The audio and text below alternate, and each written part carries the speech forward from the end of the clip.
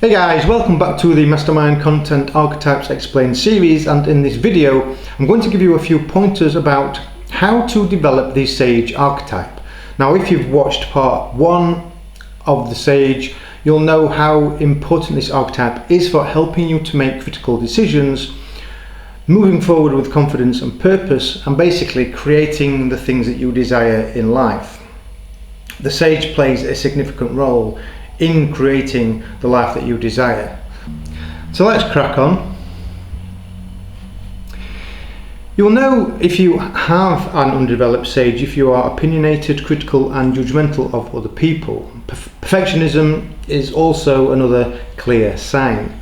You can also identify this energy if you find life mundane and struggle to enjoy yourself at parties and other social events.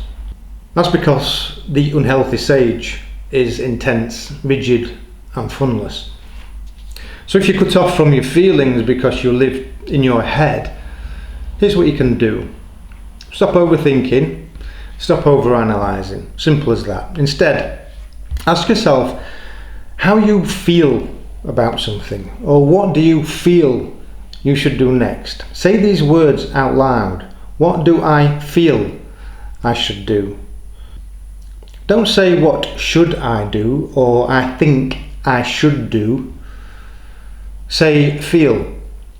The words you choose to speak with your superconscious determines the response that it gives you.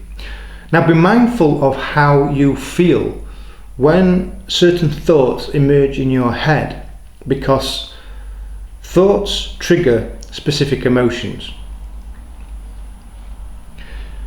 When you have a developed Sage archetype, you will know the right thing to do because you feel it.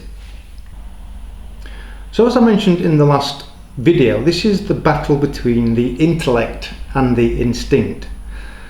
Sometimes we need to ignore the intellect. The intellect is the ego. And the instinct is the self, and we should be listening to the self in order for us to be self-directed.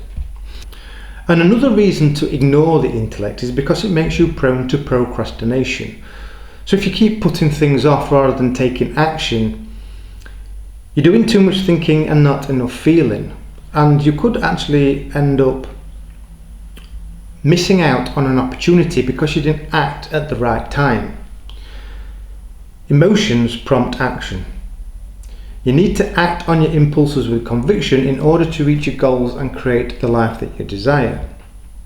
Now, unless you take decisive action, you cannot transform knowledge into wisdom.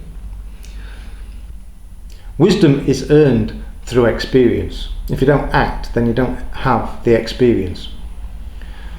So people with the unhealthy attributes of the Sage also have a hard time connecting with people on an emotional level. Now this is usually because you don't have the tolerance for superficial people or people that do not match your superior intelligence.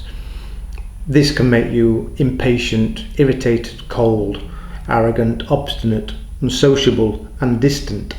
These are all signs that the unhealthy energies are present in your personality. Adopting the caretaker's penchant for empathy and compassion gives you the capacity to develop emotional connections with everybody. The lover's capacity to accept people as you find them and recognise that everything doesn't have to have standards is also a healthy quality to adopt in order to develop the Sage. So learn to let things go and life will flow. You should also address your perfectionist tendencies, otherwise you'll never enjoy life in the way that it is possible to. Now when you realise that nothing is entirely perfect, you can free yourself from the shackles of perfectionism and appreciate things the way they are. So adopting the lover's capacity to indulge yourself from time to time, within moderation of course, delight in life and experience your surroundings with all 5 senses, helps people with a dominant Sage to relinquish ideals and accept people for who they are and not how you think they should be. Basically, you need to loosen up. The last tip I want to offer about the Sage archetype is for people that have not developed the intellectual side of their personality. If you prize a beautiful body over the capacity for logic and reason, then you're more likely to make more mistakes in life and encounter more challenges. There needs to be a balance between body and mind, a balance between head and heart, intellect and instinct. Working out may make you look great, but your beauty evaporates if you say something stupid every time you open your mouth. Whilst movement and exercise helps you to develop the lower energies of the human form, developing your intellect enables you to develop the higher energies of humankind.